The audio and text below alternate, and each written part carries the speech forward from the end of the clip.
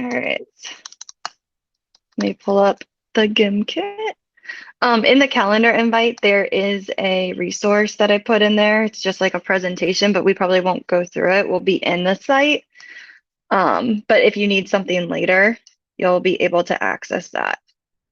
I'm gonna go ahead and share my screen.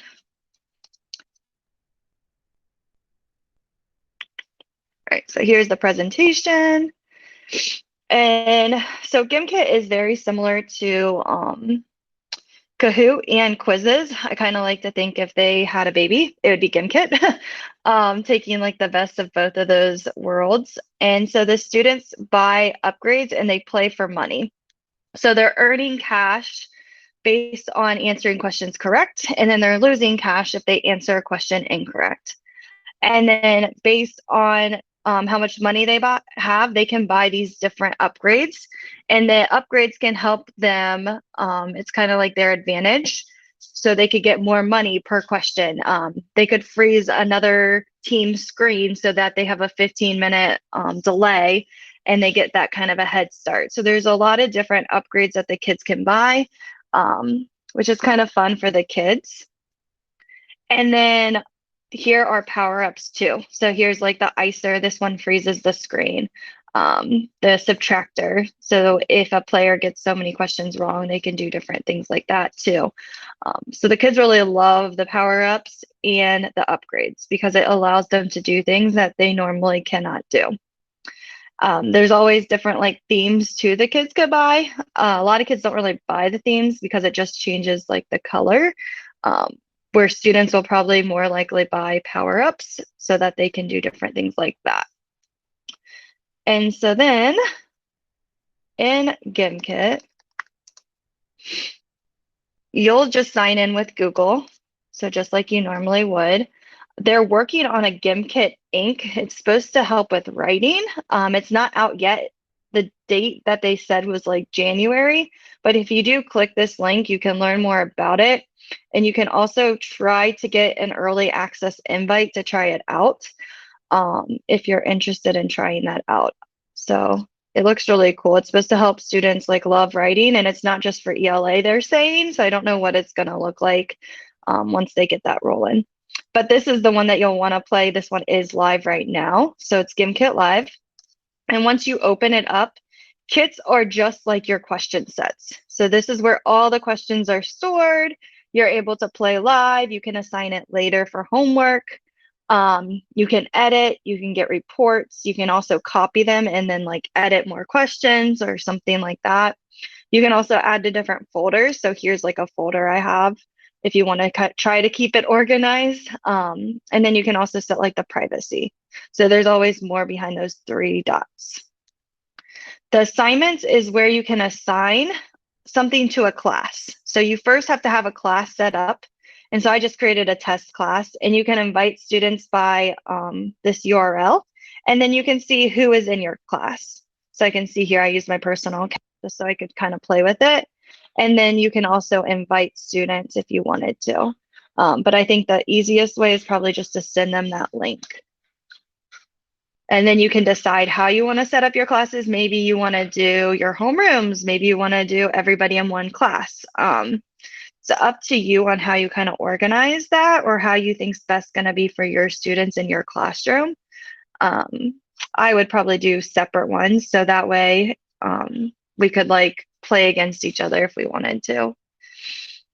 And then in the news, they always have like new things happening. So like when remote learning came, they added humans versus zombies mode. And so anytime there's a new thing, they add it to this area. So you're able to see, okay, what's new right now this month? And you're able to see like, okay, maybe I should try this game out. They're always trying to add, I think, like 2 new games a month, 1 new game a month. I can't remember the exact number, but they're always trying to add more upgrades and all that kind of stuff. So you're able to kind of keep in the loop with all of the new happening. This one looks really cool. I haven't tested this out, but this is Kit Collaboration, and you're allowed to start a game, but kids ask the questions. So the students will submit questions to you, and then you get to accept or reject the questions that come in to you. And then they develop the game for the GimKit. So you could say, okay, we're going to create a game about density because that's what we're learning right now. And then you just name your kit. You hit next. You can pick a image for it, and then it's going to open up this, and you're able to decide like what kind of mode you want to play with. And we'll talk about all of these in a little bit. And then the kids just go to GimKit Live, and then they enter this code. So if I go on a student, and they do the same way to, they do the same thing to play a live game. They just type in a different code. And then here they are, they enter their name, and then they submit their question. So they would type their question, they would do the correct answer, incorrect, incorrect, incorrect. And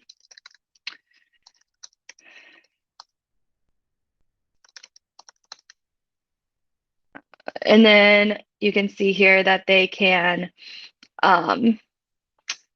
wait while other people are coming on. So, or they could submit another question. So you could have kids submit, okay, I want you to submit 5 questions for this game, and they're able to do that.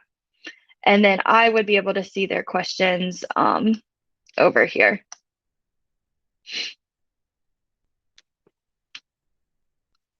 And then let's go.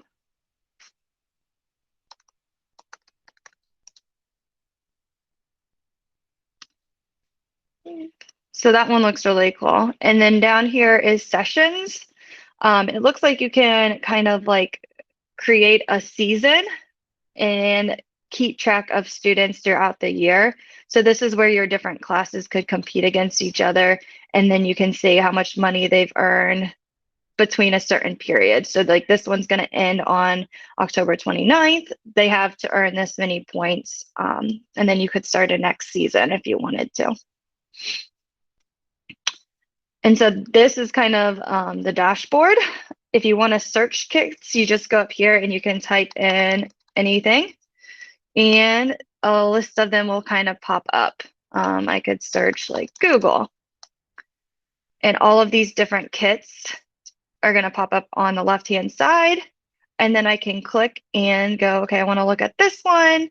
And then I can see that the correct answers in green, the wrong answers are in black. And then if I go, okay, I want to use this one, I like to copy them. And then right here, I can go into the 3 dots, edit, and then I can edit any of these questions that I might want to edit. So right here, maybe I want to edit this one. You can just edit and change any of these answers. You could add audio, you could add images, anything like that. And then once you're done, this one's also cool. Like you can create flashcards. Oh, wrong one. And it will take it, I believe, to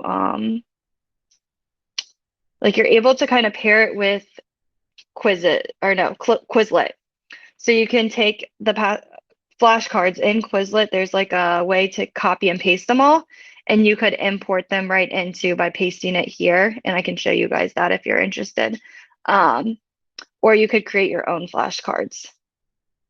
So they've got a lot in here. You could also start questions and then have the kids collaborate and use that Kit Collab to have them add more questions if you wanted to. You can also export to a spreadsheet if you needed to. And it will go to Google Sheets. And then you're able to see like the questions and the correct answer. So if you needed them in a spreadsheet, you could do that. Okay.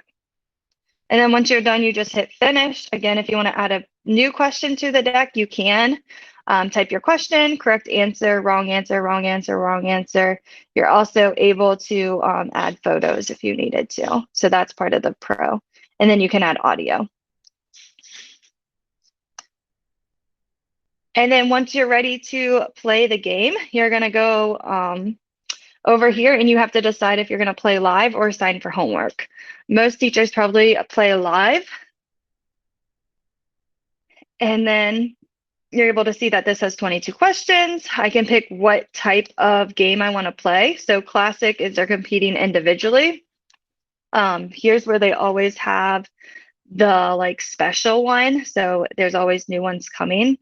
I don't know what humans versus zombies will look like. My guess is you're probably playing against a computer. But here, team mode, you can do maybe 3 students are on a team and you can set it up. There's 3 ways to win. So you can either do a time limit, so 10 minutes. You could either do a race where they have to earn this much money, or you could do all in. So all the teams have to earn this much money. The race would be the first team. So that's the difference between these two. And then here's where you could assign it to those classes if you created those classes, or you could just have the kids enter that code.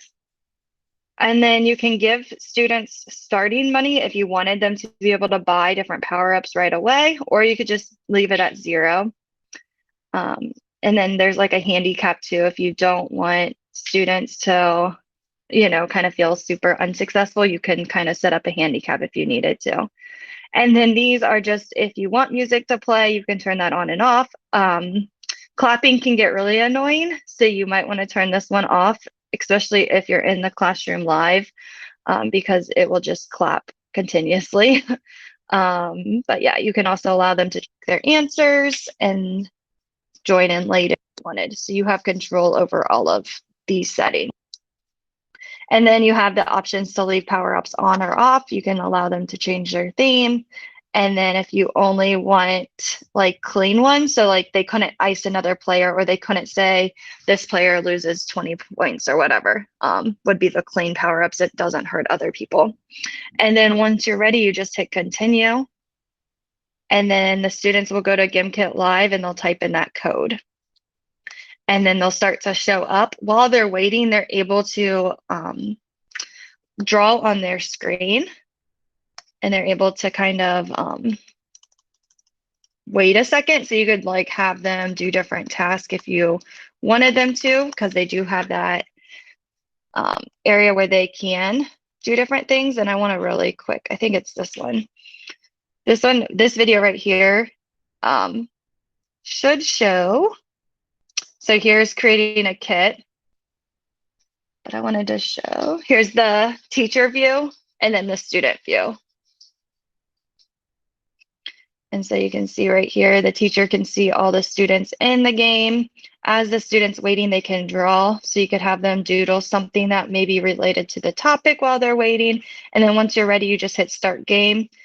This is what the kids see. So they see the question, you see the leaderboard. And then the students will answer. They can do multiple choice, or they can do the text space. So they could type in their answers right there. And then you can see them earning money here. They can choose the shop, which would give them those power-ups or some upgrades, or they can keep answering questions. So it depends on how they want to do that. And then at the end of the game, you have like a first, second, and third, kind of like a hoot, and students can see their score. And then you can view a report, and it will tell you how many students got certain questions wrong and right. So you're able to see the percentage of questions. And then I think that covers all of it. Do you have any questions?